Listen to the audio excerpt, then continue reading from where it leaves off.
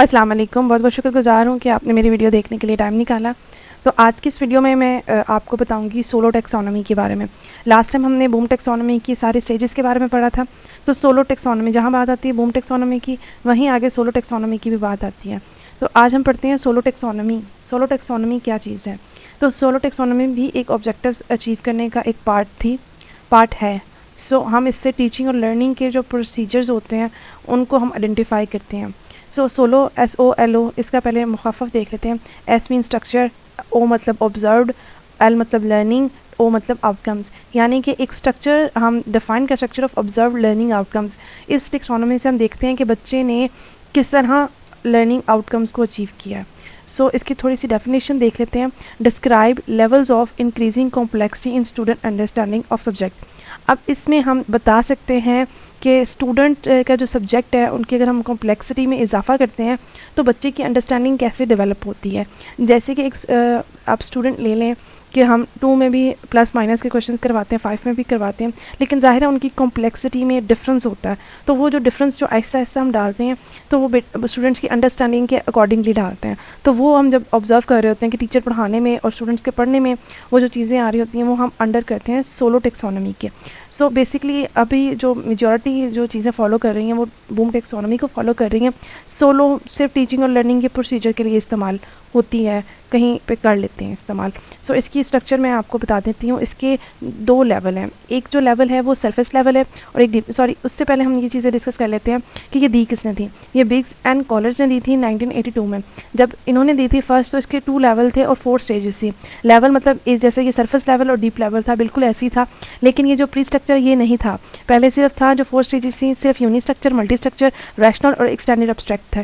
सिर्फ ये 4 स्टेजेस थी। लेकिन जब ये रिवाइज हुई 1999 में तो उसमें 2 लेवल्स ही थे और 5 स्टेजेस आ गई थी, जिसमें प्री स्ट्रक्चर भी आ गया था।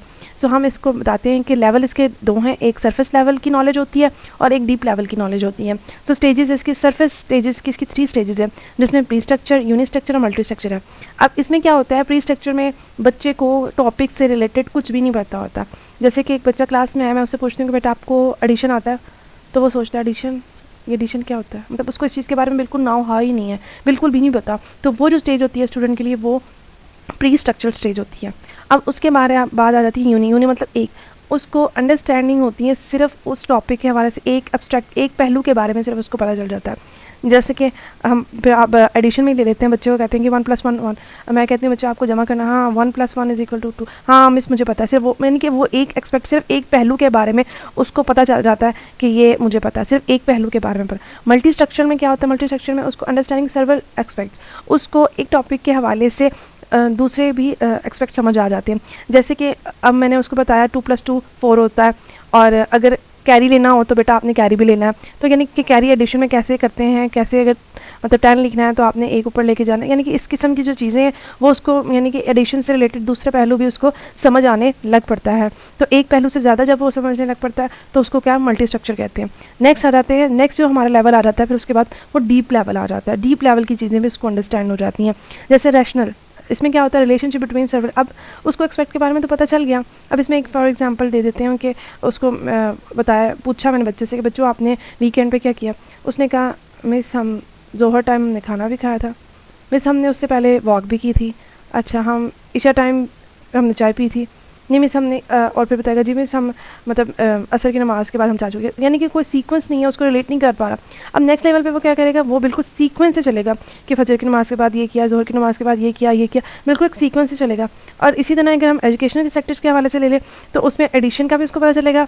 अब वो कॉइन्स को भी ऐड करना उसको सीखाएगा कि अगर मेरे पास पैसे होंगे तो मैं कैसे ऐड करूँगा, और अगर मेरे पास थिंग्स होंगी, चीज़ें होंगी तो उसको मैं कैसे ऐड करूँगा। तो इस किस्म की सारी सर्वल एक्सपेक्ट को रिलेट करके जब बच्चा सीख लेता है तो वो डीप लेवल की स्टडी आ जाती है।